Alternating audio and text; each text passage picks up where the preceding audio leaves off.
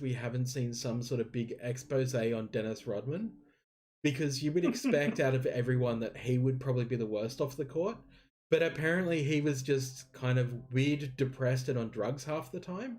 And it's like, wow, you really are kind of the cleanest guy in the NBA, and that's fucking bizarre. And people relate to that. People relate to that, and they love it. And look, that's coming from an old goth who is dressed in far riskier things than Dennis Rodman back in the day. I still have the pictures on my Facebook to prove it. I looked better than him in a dress when I was skinny. But holy fuck, out of anyone, did I think he would be the most problematic person.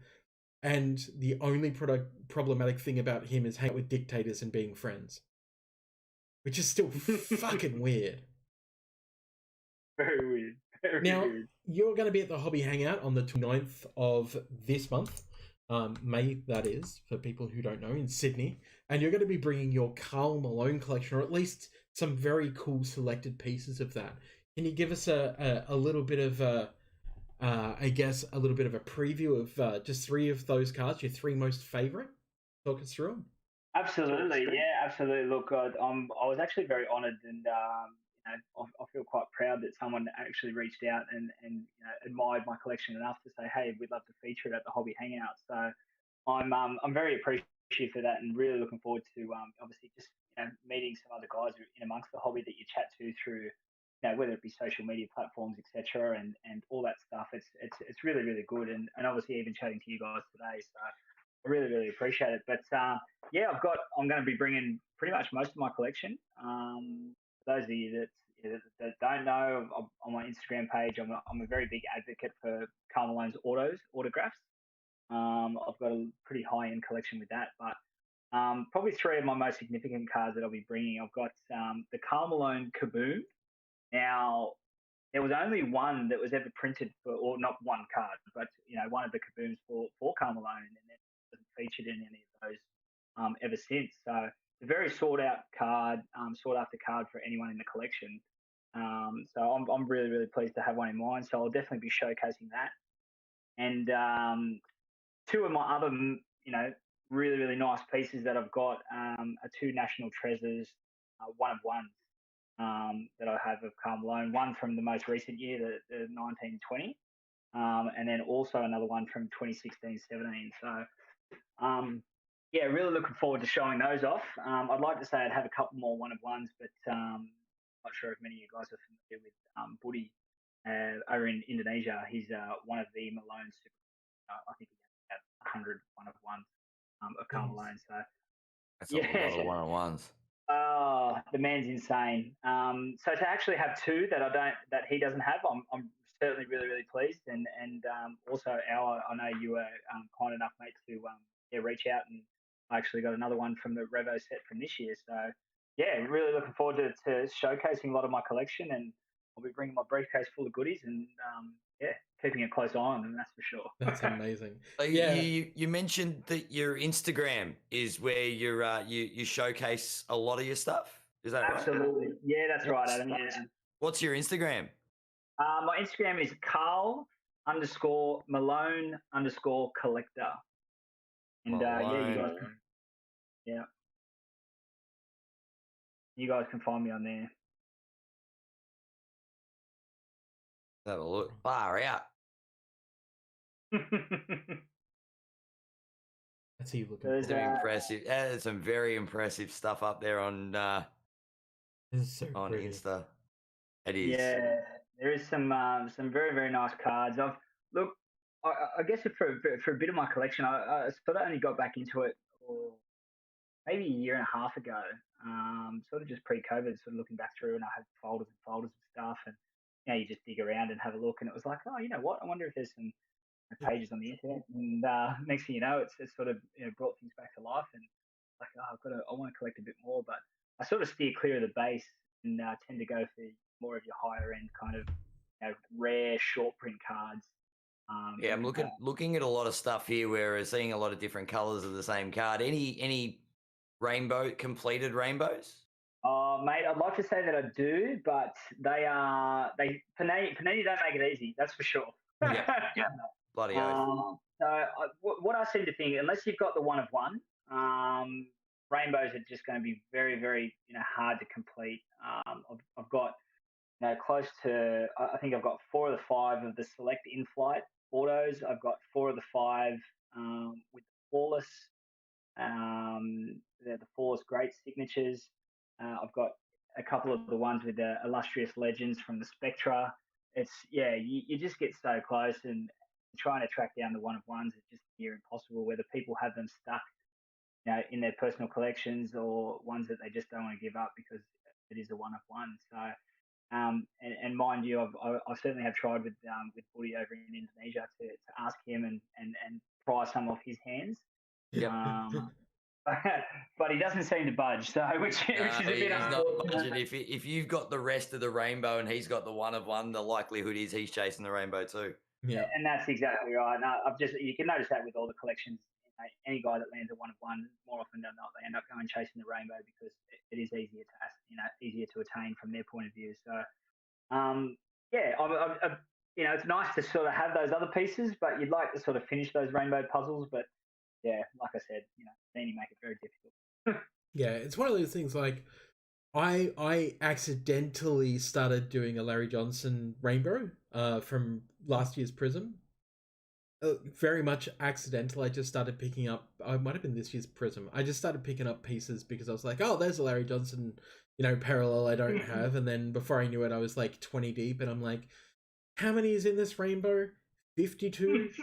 I don't know if I want to do that because for me, it's so like resale value on like Larry Johnson's are much less than most players. And as much as I keep saying I'll never sell my own PC, at some point, if I need to, I'd love to be able to fall back on being able to sell my PC. So yeah, I completely understand that one as well, where it's like, unless you've got the one-on-one, there's not really much chance of like you obtaining the one of one, basically. Oh, mate, you're 100% right. And Yeah. I mean, you look at some of the rainbow, where they have the one of one, which is in the first off the line edition, and then there's like 3 one of ones. But how does that really make it a one of one? It really, really baffles me. I don't quite understand their logic behind some of this. But hey, I'm just a collector. You're just a pleb who's collecting. That's exactly right. Just spending my money because that's what I want to do. Yeah. That's what brings me joy. And it's the same thing I'm saying about Carson Edwards. Like, I love Carson Edwards. He is my modern PC, or was. He's not getting any cards this year because he hasn't really got time on the paint, which sucks. But like, for a new rookie, having one of ones that are like $3,000 when he's not getting any time is just like, I'm not paying $3,000 for a one of one. Like, just that's a lot of money to pay for a little piece of cardboard. And as much as I do love collecting, the players that I collect, I do have a limit. I absolutely have a limit.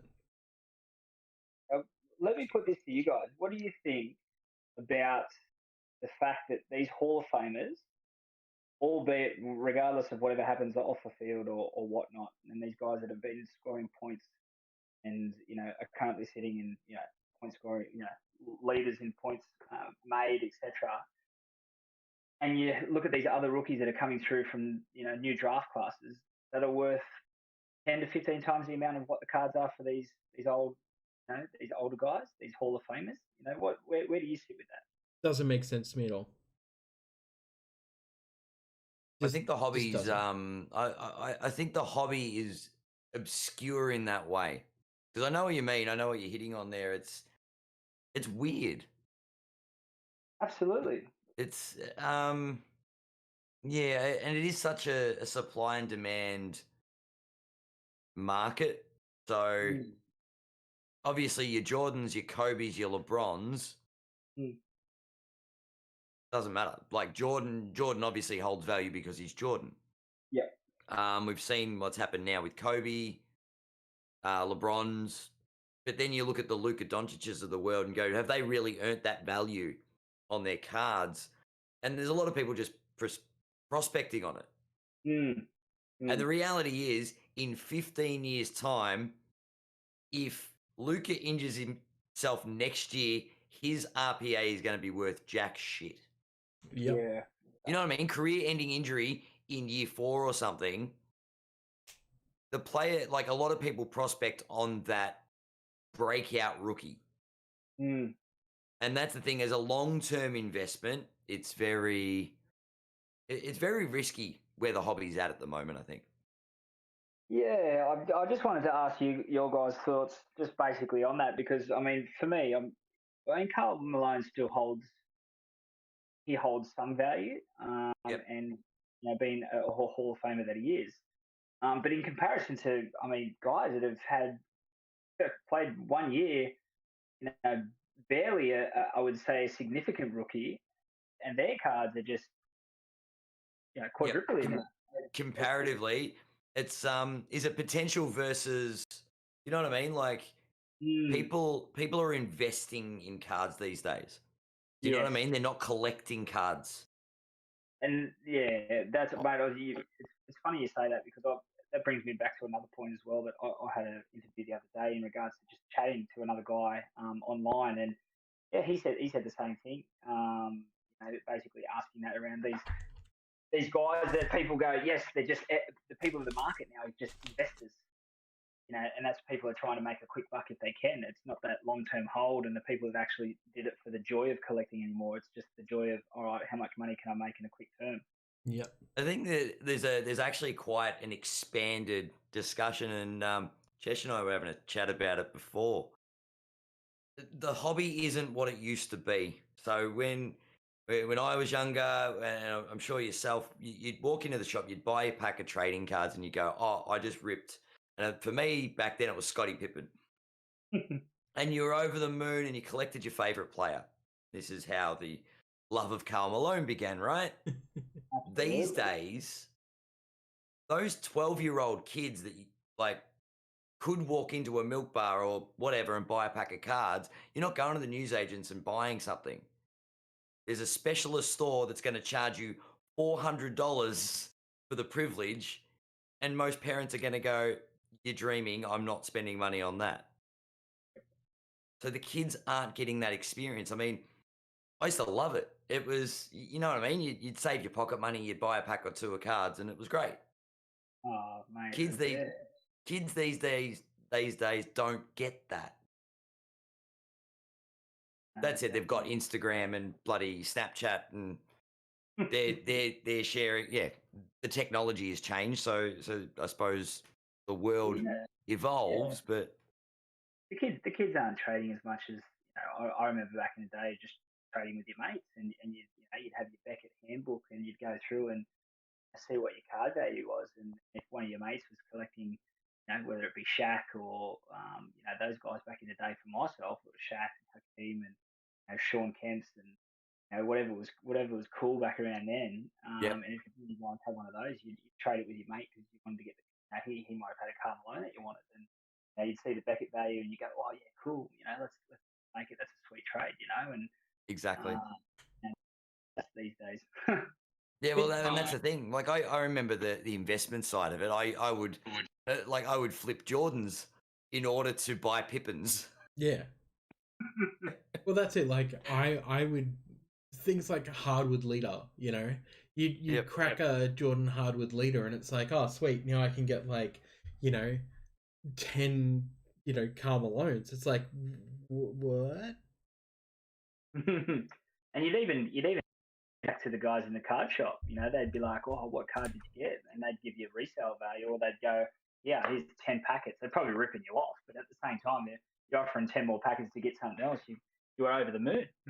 Exactly right. And it was like just cracking packs. It wasn't $400 to get a chance at looking at 6 cards in a box. It was don't $6 or $7. I just paid. Give me a pack of 12 cards, and it's going to be a shitload of base and one maybe shiny card. Thanks for reminding me that I just spent like $600 on a box of Hobby Court Kings that won't arrive for another 10, 12 days at least. Oh boy, man. And that was a pure toss up as well, because I was like, for that amount of money, I could buy like a sweet, a sweet Dennis Rodman auto, or like another signed jersey that I could, turn around and sell. And it's that thing of like, there's just so much money, $608.95 for what, 10 cards, 8 cards?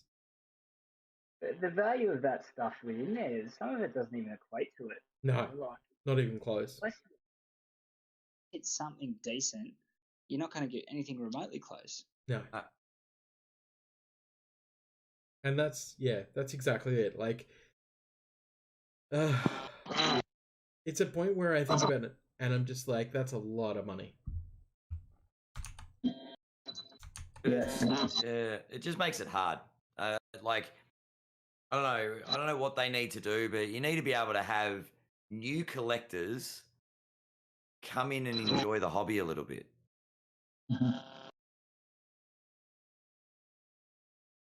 All right.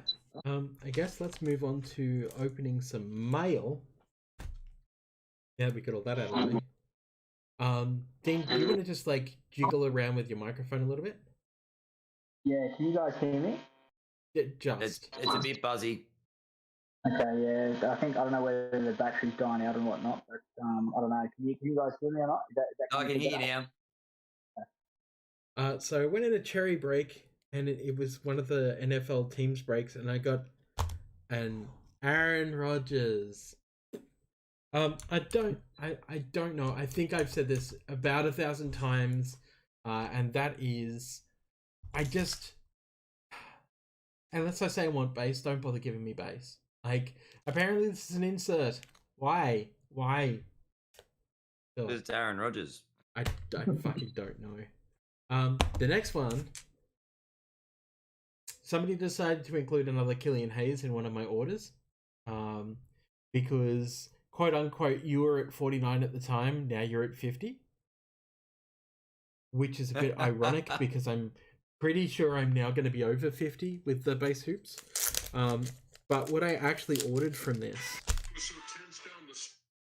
is a nice, there we go, Noir 2-shot.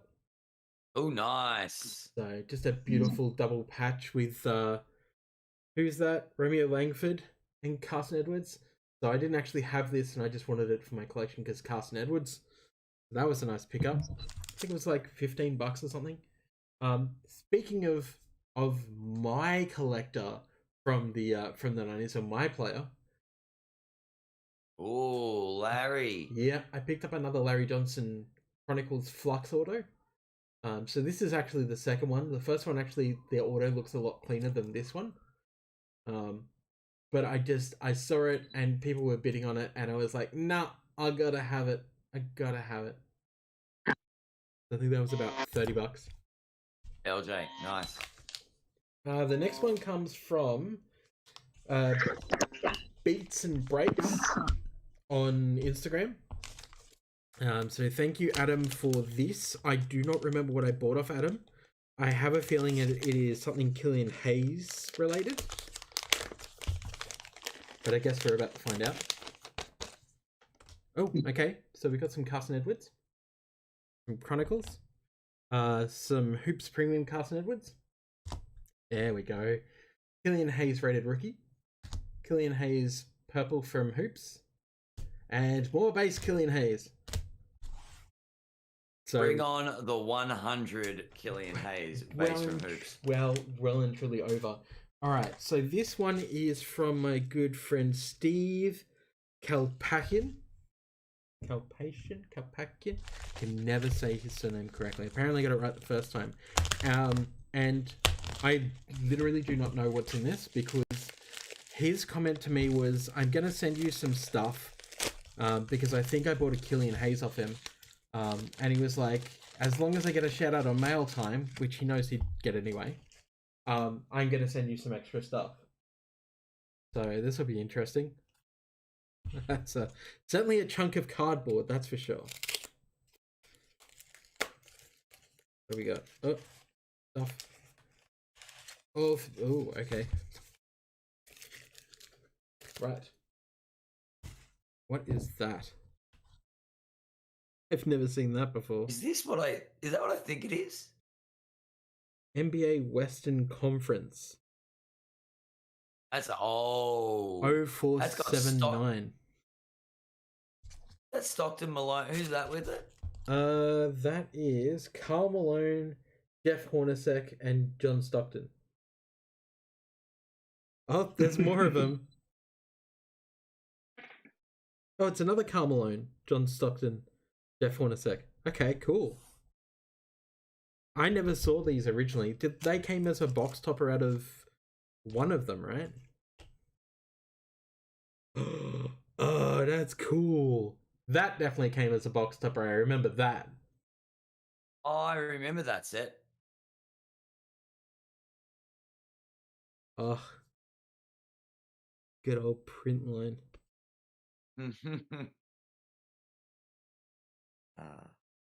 That is a cool jumbo card. I do not have one of those in my collection. Back when Upper Deck were cool. Back when Upper Deck did basketball and were cool. Let's face it. Oh, and there's the regular version. Awesome. That's cool. That's very cool. What else we got here? Courtside? I don't think I actually have that one. Draft picks. Limited edition. Just one card? Yep. Weird. Like double-sided draft picks on one side and courtside on the other. That goes in the collection. I don't have one of those. Killian Hayes base. Always more base. Oh, here's one of the NBA Jam session. Slam Dunk They're Heroes. the long cards, aren't they? Yeah. Yeah, it is. Oh boy. Why, Fleer? Why? And here's the base NBA Jam session. They thought it was going to take off, really. They did. That was going to be the new thing in cards. And there's one of this year's rookies, Killian Hayes. This year's collection auto is bloody nice. That is a cool little score. Thank you very much. Awesome. Well, we've done some we've talked some news. We've chatted up Dean about his awesome Karl Malone collection. I think it's time I'm still going through Instagram looking at this collection. This is a pretty pimp collection. Dude, it will take you a while and you'll just salivate at everything. That's what I did anyway. Thank you, gents. Thank you. It's far too kind. No worries. We'll put a link to your Instagram down below in the video when I fix up the video anyway. But thank you so much for hanging out with us, Dean. It's been a pleasure. No, look, thank you, fellas. I really appreciate you reaching out and allowing me to have a chance to have a bit of a chat about my collection with you guys. And hopefully we can do it again soon. Absolutely. So everyone should go and check out the Hobby Hangout May the 29th in Sydney. There'll be a link down below in the video description. Adam, do you have anything that you need to pimp before we run away? Nothing to pimp. I'm still going through my boxes of cards at the moment. And I tell you what, we're gonna end up with a segment of what the hell did Adam discover this week? We should do that. And I have a feeling that if we do, I'm just going to be going, so you've got like $1 million collection, right? I just feel like it's something weird and wonderful every year. We were talking about the old school cards. I've got like a set of the old Upper Deck triple doubles from like 93, 94 Upper Deck? 93, 94, I believe. Was it 90? It might have been 93, 94. I don't know.